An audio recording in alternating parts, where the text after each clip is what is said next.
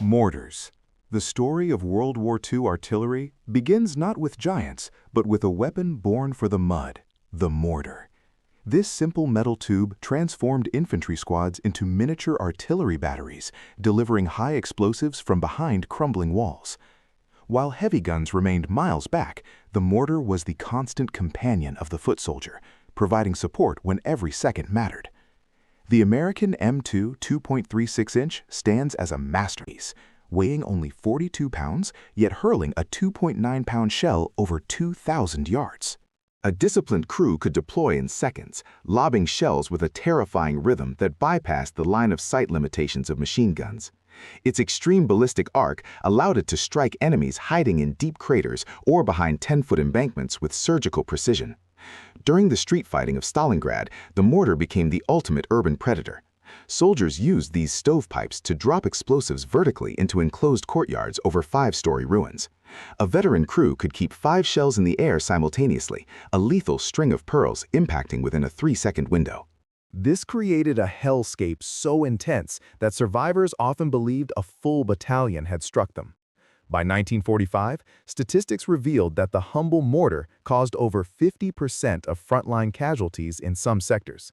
It proved that on a chaotic battlefield, striking from an invisible angle is more valuable than raw, clunky power.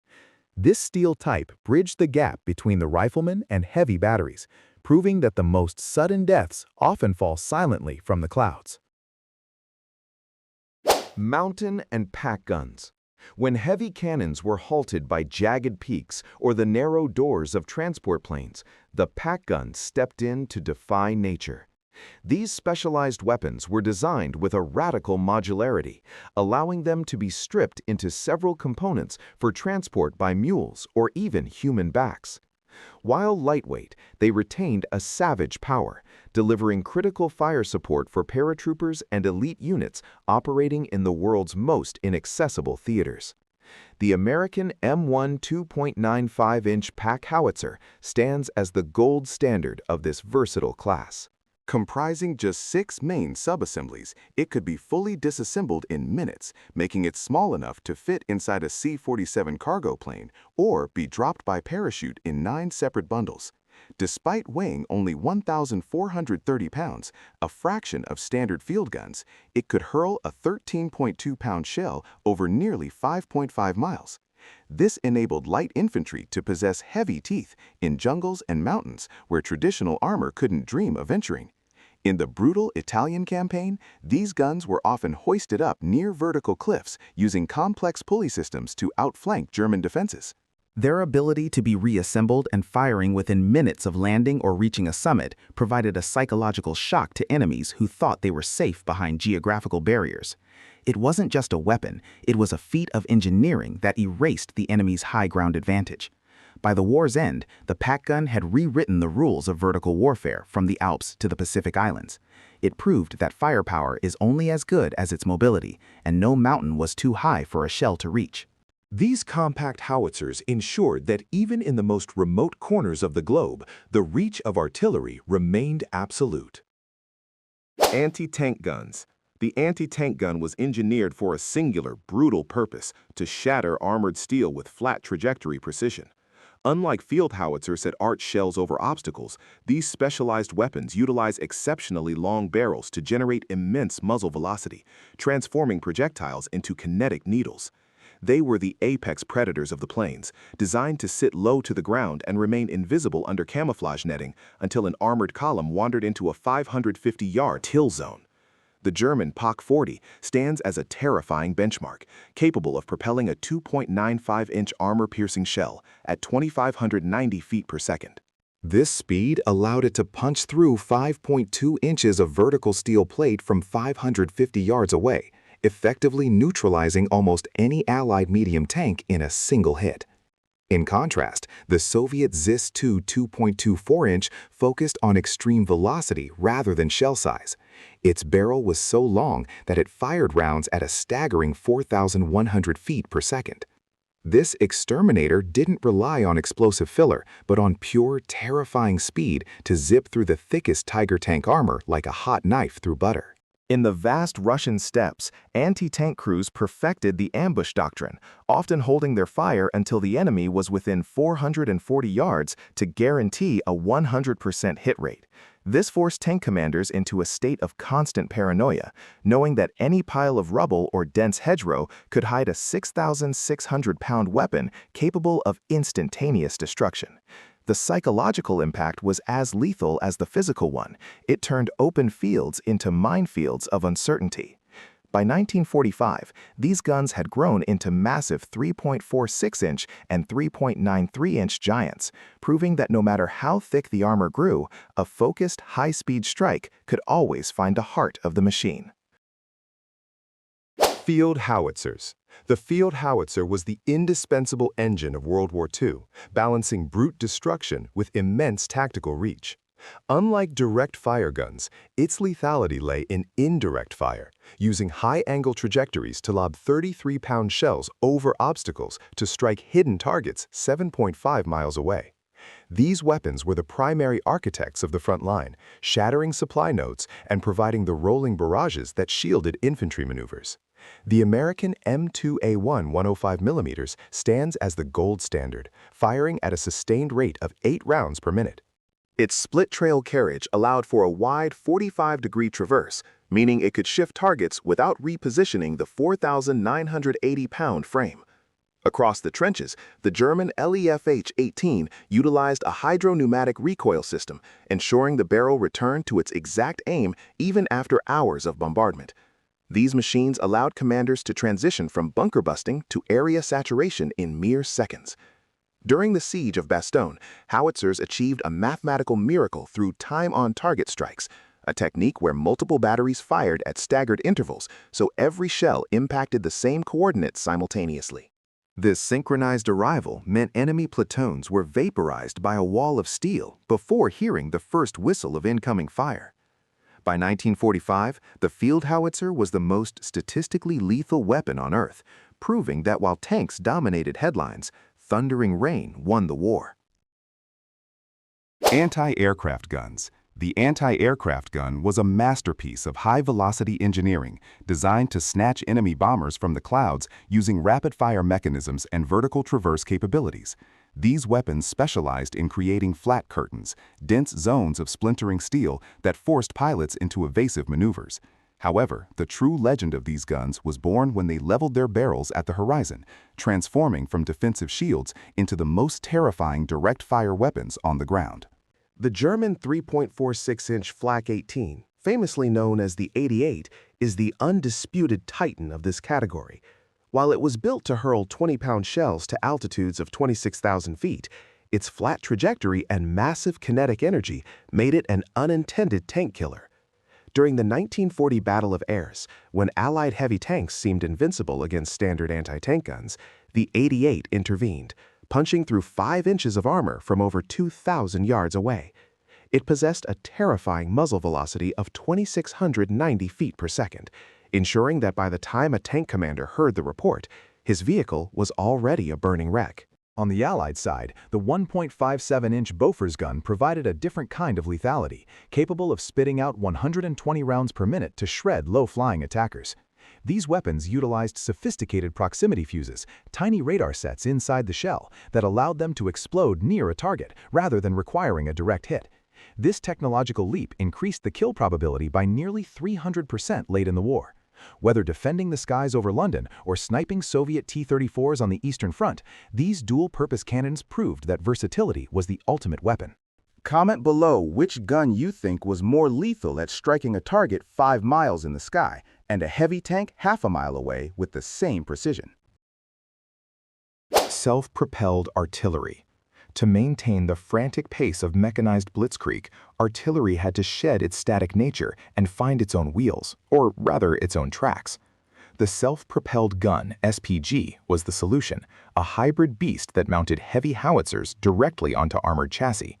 This innovation allowed batteries to shadow armored spearheads across cratered landscapes, ready to provide thunderous support instantly without the lethal delays of unhitching trailers or setting up recoil spades in open mud.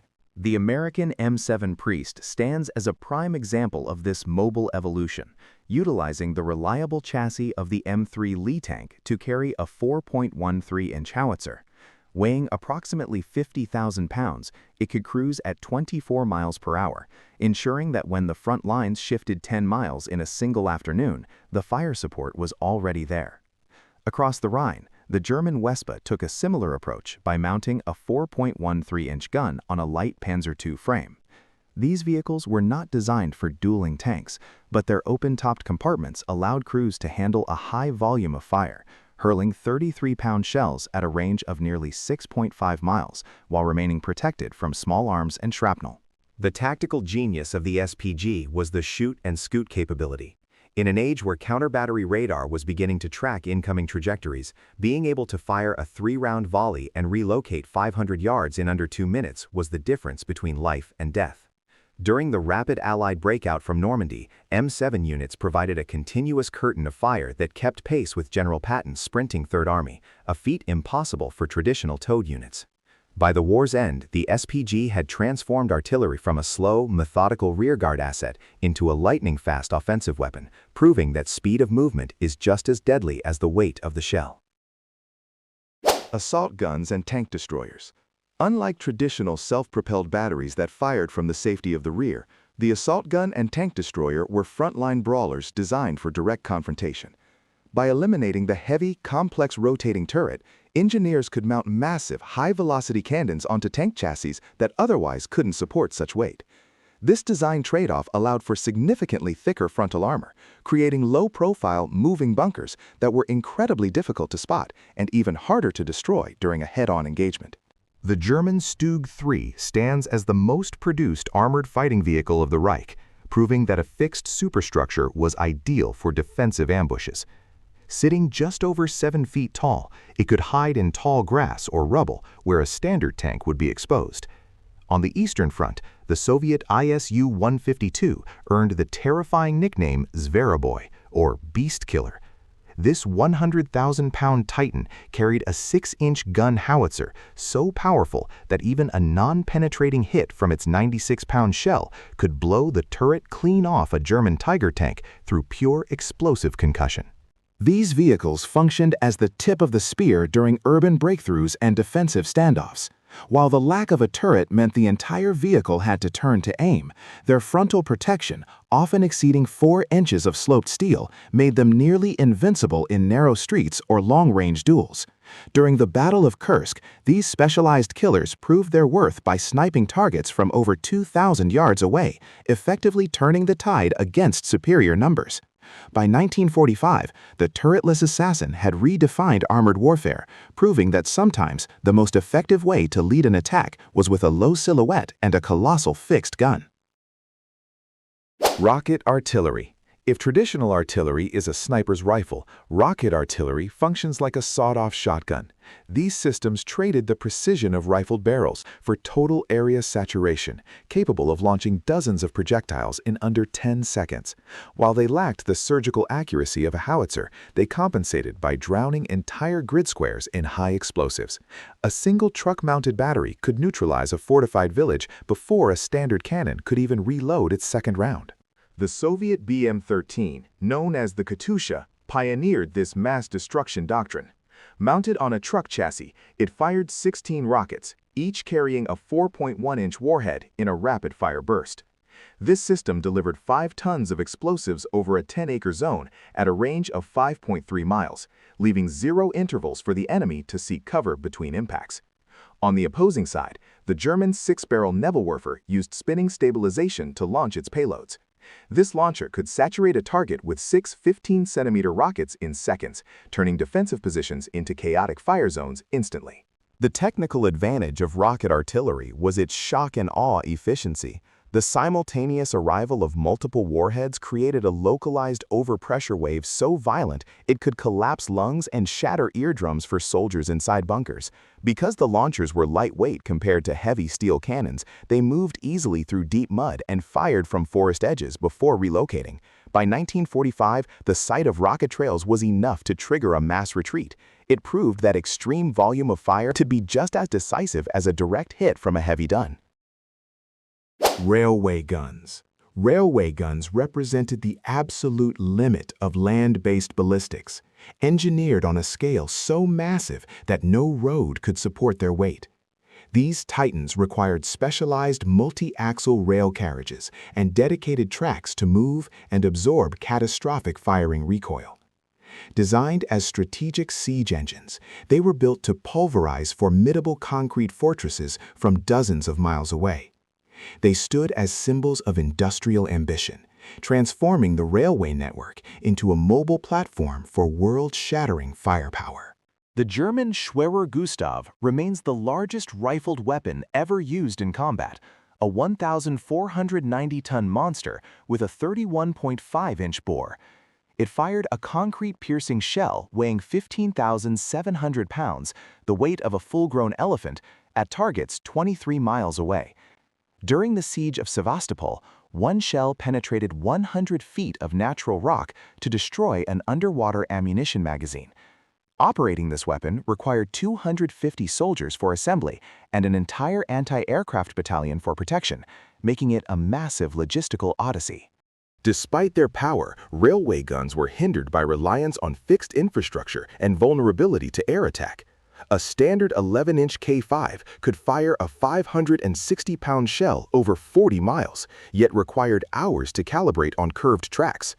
These guns existed where physics and engineering collided, demanding thousands of personnel to keep one barrel operational. By 1945, the era of the Iron Behemoth faded, proving that while one shot could level a fortress, extreme complexity made them relics in mobile warfare. Naval guns, the pinnacle of World War II firepower, resided not on solid ground, but within the steel turrets of massive battleships. These naval guns represented the ultimate concentration of kinetic energy, functioning as floating fortresses that could dictate the fate of entire coastlines. When these leviathans closed in to support amphibious landings, they delivered a volume of destruction that made field artillery look like toys. A single broadside from a battleship carried more explosive weight than dozens of land-based batteries firing in unison, marking the absolute zenith of 20th century ballistics. The American 16-inch 50-caliber Mark 7 guns, mounted on Iowa-class battleships, remain the most lethal naval rifles in history. Each barrel could hurl a 2,700-pound armor-piercing shell, the weight of a mid-sized sedan, over 23 miles with pinpoint accuracy. These projectiles traveled at 2,500 feet per second, capable of punching through 30 feet of reinforced concrete or sinking an enemy vessel from beyond the horizon. Across the Pacific, the Japanese Yamato carried even larger 18.1-inch monsters, firing shells weighing 3,200 pounds. These weapons didn't just destroy targets, they altered the very geography of the battlefield, turning hills into craters and fortified bunkers into dust. During the D-Day landings at Normandy, naval gunfire provided the critical hammer that shattered the Atlantic Wall. The shock waves from these 16-inch blasts were so violent they could be felt miles inland, clearing paths through minefields and concrete obstacles that infantry couldn't bypass. The logistical scale was equally staggering. A single turret weighed more than a destroyer, requiring complex hydraulics to manage the recoil of millions of foot-pounds. Thanks for reading. Comment below which gun impressed you most. No armor was thick enough and no bunker deep enough to survive the absolute wrath of the sea.